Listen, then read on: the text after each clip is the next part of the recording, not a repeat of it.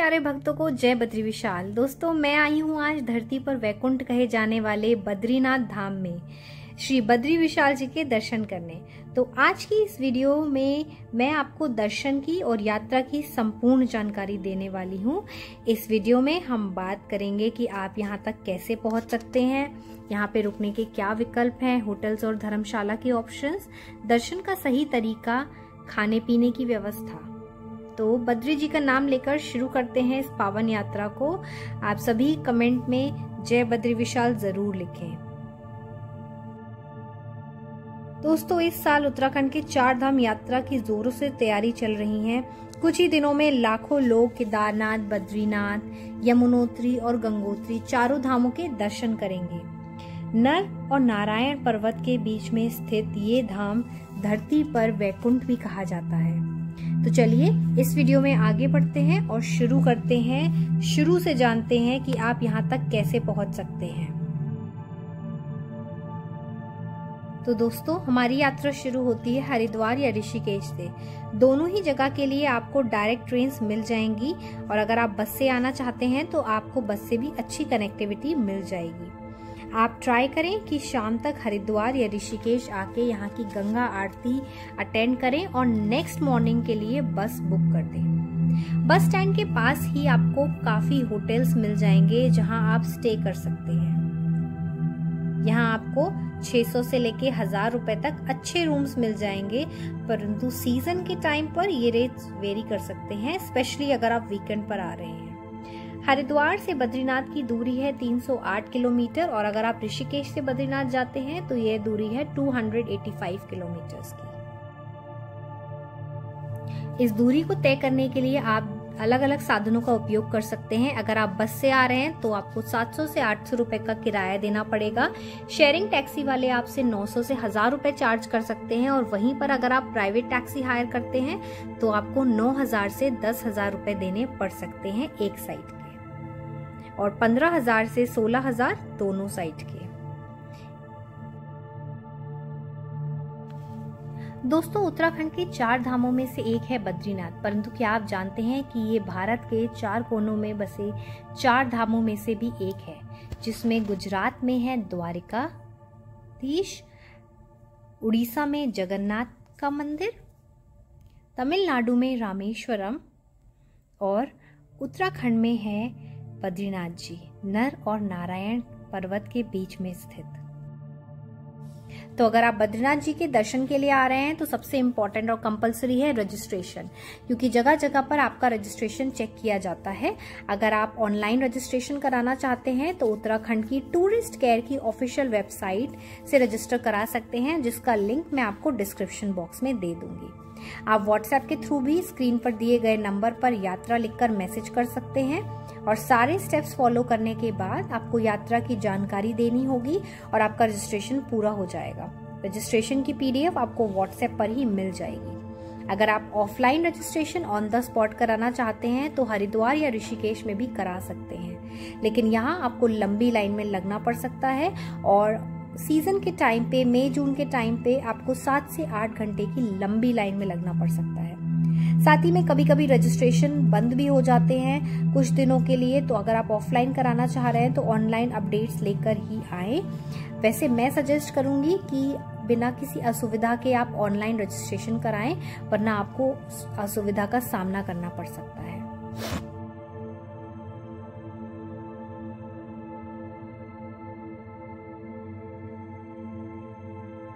इस ट्रिप में आपको पवित्र पंच प्रयाग के दर्शन मिलते हैं। सबसे पहला है देवप्रयाग, जो कि भागीरथी और अलकनंदा नदी का संगम है। इसी संगम के बाद माँ गंगा की पावन यात्रा शुरू होती है। और मेरे पीछे आप ये संगम देख रहे हैं, बहुत ही फेमस संगम है, बहुत ही डिवाइन लगता है। यहाँ पे एक तरफ से आ रही है अलकनंदा नदी और एक तरफ से आ रही है भागीरथी नदी। तो आप जब भी 4 धाम यात्रा पे जाए तो आप यहाँ रुककर इस डिवाइन संगम को जरूर देख सकते हैं। और अगर आपको यहाँ जाना है तो आप वो देख रहे हैं, वहाँ पे आप वहाँ मंदिर पे भी जा सकते हैं और लोग वहाँ जाके वहाँ पर जल लेते हैं और वहाँ पे पूजा करते हैं और मेडिटेशन करते हैं। देवप्रयाग से आगे बढ़कर पड़ता है श्रीनगर, जहाँ पे आपको धारी देवी जी के दर्शन करने को मिलेंगे। पानी के बीचों बीच बना ये मंदिर बहुत ब्यूटीफुल है और बहुत आकर्षित है, और दर्शन करके आपके मन को एक अलग शांति और खुशी मिलेगी। दोस्तों, अगर आप धारी देवी जी के दर्शन करना चाहते हैं तो आपको थोड़ी सी चढ़ाई करनी पड़ेगी, और अगर आपके पैरों में कुछ प्रॉब्लम है तो आप पिट्ठू की हेल्प या घोड़े की हेल्प भी ले सकते हैं।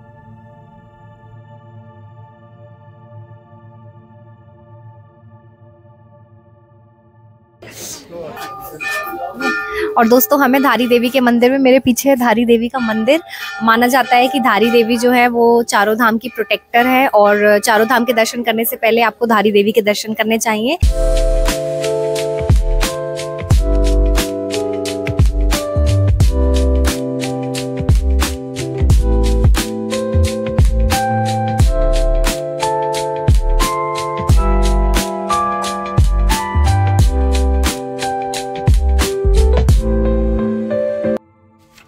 दोस्तों, धारी देवी के दर्शन करने के बाद आगे की यात्रा में आपको रुद्रप्रयाग, कर्णप्रयाग, नंदप्रयाग नदियों का संगम देखने को मिलता है। नंदप्रयाग से आगे की यात्रा करते हुए गोपेश्वर को पार करके हम पहुंच जाते हैं जोशीमठ। अगर आपको यहां आने तक रात हो जाती है तो आप जोशीमठ में भी अपना स्टे कर सकते हैं, क्योंकि जोशीमठ में स्टे के काफी ऑप्शंस अवेलेबल हैं। जोशीमठ से आगे यात्रा बढ़ाते हुए आप आखिरी प्रयाग जो कि विष्णु प्रयाग के दर्शन कर सकते हैं, और गोविंद घाट से होते हुए बद्रीनाथ पहुंच जाएंगे। दोस्तों, ज्यादातर भक्त केदारनाथ जी और बद्रीनाथ जी के दर्शन साथ में करते हैं, तो अगर आप भी केदारनाथ जी के दर्शन के बाद बद्रीनाथ आना चाहते हैं तो आपको केदारनाथ के सीतापुर बस स्टैंड से बसेस मिलती हैं, जो कि आपको फाटा, गुप्त काशी, अगस्त मुनि, रुद्रप्रयाग होते हुए केदारनाथ जी पहुंचा सकती हैं। इस रूट से बद्रीनाथ की दूरी 217 किलोमीटर है। वहीं गुप्त काशी से आगे कुंड से चौपटा होते हुए भी एक रास्ता जाता है, जो कि ऊठीमठ होते हुए गोपेश्वर में मिलता है, लेकिन मैक्सिमम लोग रुद्रप्रयाग होकर जाते हैं क्योंकि ये रास्ता ज्यादा अच्छा बना हुआ है, और चौपटा होकर जाने वाला रास्ता बहुत ही पतला है और काफी सुनसान है, क्योंकि यहाँ पे कम लोग ट्रैवल करते हैं। तो आपको इस रास्ते से रात में ट्रैवल करना बिल्कुल अवॉइड करना चाहिए। दोस्तों, पूरे ही रास्ते आपको बहुत ही सुंदर नेचुरल ब्यूटी देखने को मिलेगी। सुंदर पहाड़, हरियाली, बर्फ से ढके पहाड़ आपका दिल खुश कर देंगे। वहीं अगर आप हेलीकॉप्टर से यहाँ पहुंचकर दर्शन करना चाहते हैं तो देहरादून के सहस्त्रधारा हेलीपैड से आप एयर सर्विसेज बुक करा सकते हैं। इसमें आपको राउंड ट्रिप मींस दोनों साइड के लिए 65,000 से 75,000 पर पर्सन का चार्ज देना पड़ सकता है। इसे आप उत्तराखंड की टूरिस्ट केयर की ऑफिशियल वेबसाइट से बुक करा सकते हैं। तो इस शानदार जर्नी को पूरा करके हम पहुंच गए बद्रीनाथ। अब बात करते हैं स्टे ऑप्शंस की। दोस्तों, बद्रीनाथ बस स्टैंड से मंदिर की दूरी 1 किलोमीटर है, और इस बीच आपको काफी सारे होटल और धर्मशालाएं देखने को मिलेंगी। अगर आप धर्मशाला में रुकना चाहते हैं तो आपको डबल बेडरूम 1000 से 1200 रुपए, ट्रिपल बेडरूम 1200 से 1500 रुपए, और 4 बेडरूम 2000 से 2500 रुपए में मिल सकता है। और वहीं अगर आप होटल बुक करना चाहते हैं तो डबल बेडरूम के लिए आपको 2000 से 2500 रुपए, ट्रिपल बेड के लिए 3000 से 3500 रुपए, और 4 रूम के बेडरूम के लिए 3500 से 4000 रुपए देने पड़ सकते हैं। अगर आप वीआईपी रूम्स में रुकना चाहते हैं तो आपको 8000 से 10,000 रुपए का किराया पड़ सकता है। सीजन टाइम पे यही रेट फ्लक्चुएट करते हैं और वेरी करते हैं कि आप कौन से सीजन में जा रहे हैं। ओके, सो हमने होटल लिया है बिल्कुल सामने ही मंदिर के, और हमारा रूम नंबर है 111। हमारा जो होटल रूम है वो बहुत अच्छा है, कंफर्टेबल है और बहुत ही नीट और वेल मेंटेन है। आई थिंक ये नया बना है बिकॉज टीवी की भी सेटिंग दे रखी है। रूम पड़ा है 1500 का बिकॉज इट्स ऑफ सीजन। यही रूम अगर आप सीजन के टाइम आते हैं तो मुझे नहीं लगता कि 3500 या 3000 आपको कम का मिलने वाला है। यहाँ पे आपको खाने पीने की अच्छी वेज वेराइटीज़ मिल जाएंगी, तो आपको सात्विक खाना बहुत ही आराम से मिल जाएगा और खाने पीने की आपको कोई प्रॉब्लम नहीं होगी।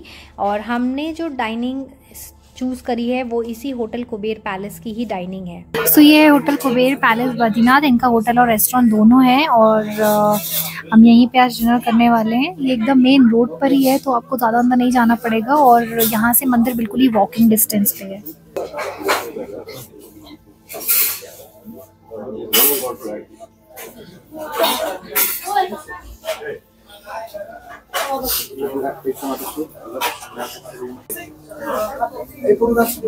और हमने स्टार्टर्स में मंगाया डोसा, जो कि है मसाला डोसा, और देखते हैं वो डोसा तो बहुत ज़्यादा सॉफ्ट एंड क्रिस्पी है। अब देखते हैं कि टेस्ट कैसा है इसका। मेन अच्छा है बहुत ज़्यादा और बहुत ही परफेक्ट है। मतलब पहाड़ों पे खाना ज़्यादा अच्छा नहीं मिलता है बट उस अकॉर्डिंग काफ़ी अच्छा है ये। और इसकी कोकोनट चटनी आई थिंक इन्होंने रियल कोकोनट से बनाई है बिकॉज बहुत ही रॉ कोकोनट वाला फील आ रहा है, तो बहुत ही यम्मी है। ओके, तो डिनर में हमने ऑर्डर करा है भिंडी एंड दाल तड़का एंड रोटी। सो टेस्ट करते हैं कि डिनर कैसा है इनका। सबसे पहले स्टार्ट करते हैं भिंडी से।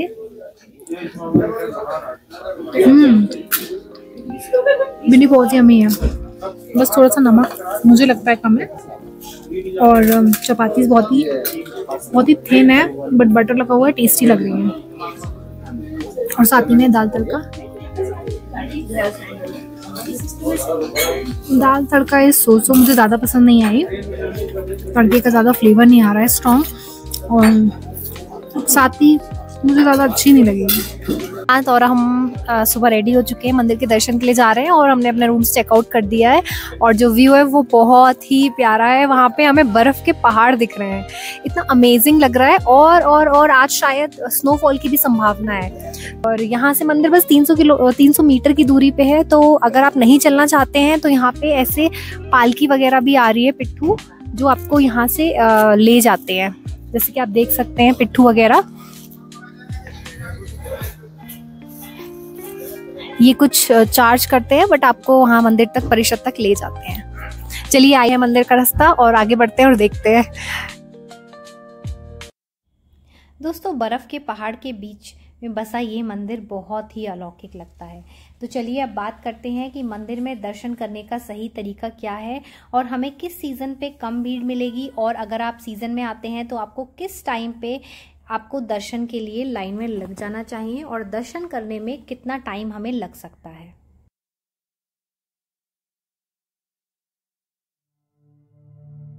और ये है गरम कुंड। सबसे अमेजिंग बात ये है कि यहाँ पे गर्म पानी आता है नेचुरली, और माना जाता है कि यहाँ पे स्नान करने के बाद ही दर्शन करने के लिए जाना चाहिए।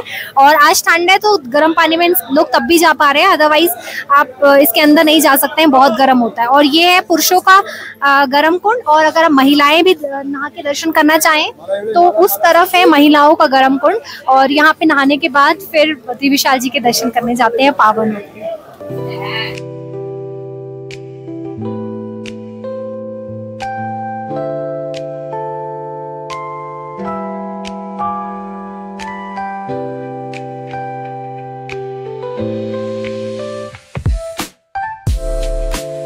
दोस्तों, अगर आप बहुत ही कम भीड़ में आराम से दर्शन करना चाहते हैं तो आपको सितंबर से लेकर नवंबर के बीच में यहाँ आना चाहिए, क्योंकि उस टाइम पे भीड़ कम होती है। वहीं अगर आप सीज़न के टाइम आते हैं, जैसे कि मई जून के टाइम पे, तो आपको काफ़ी भीड़ देखने को मिल सकती है। सीज़न के टाइम पे आते हैं तो 3 से 4 बजे के बीच दर्शन की लाइन में लग जाएं, क्योंकि सुबह कम भीड़ रहती है और आपको अच्छे से दर्शन प्राप्त हो जाएंगे। वहीं आप जितना लेट करेंगे आपको उतनी लंबी लाइन में लगना पड़ सकता है, और हो सकता है कि दर्शन में आपको 5 से 6 घंटे भी लग जाएं।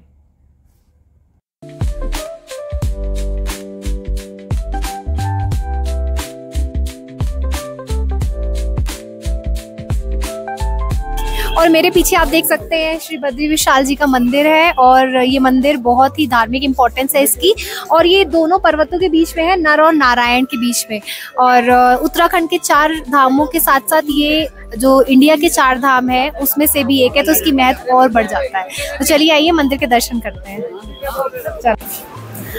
और मंदिर जाने के लिए आपको इस पुल को पार करना पड़ेगा और बहुत ही अच्छी आवाज आ रही है पानी की, बहुत ही सरसराहट। ये अलकनंदा नदी बह रही है, बहुत ही तेज बहाव है आई थिंक इसका।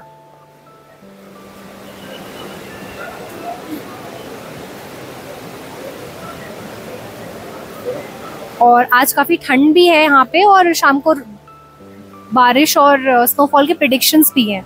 तो चलिए चलते हैं मंदिर में।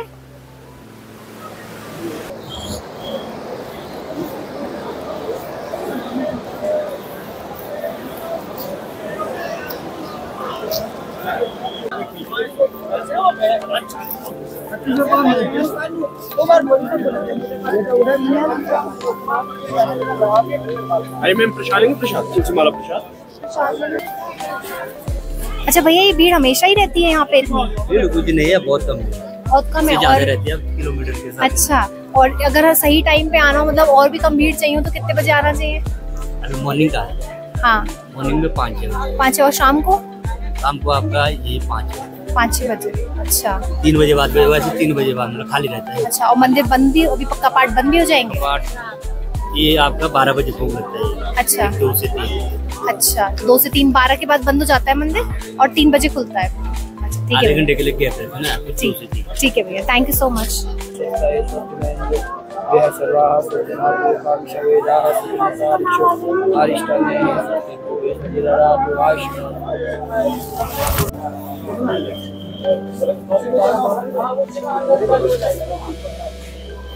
जय बद्री विशाल, जय बद्री विशाल।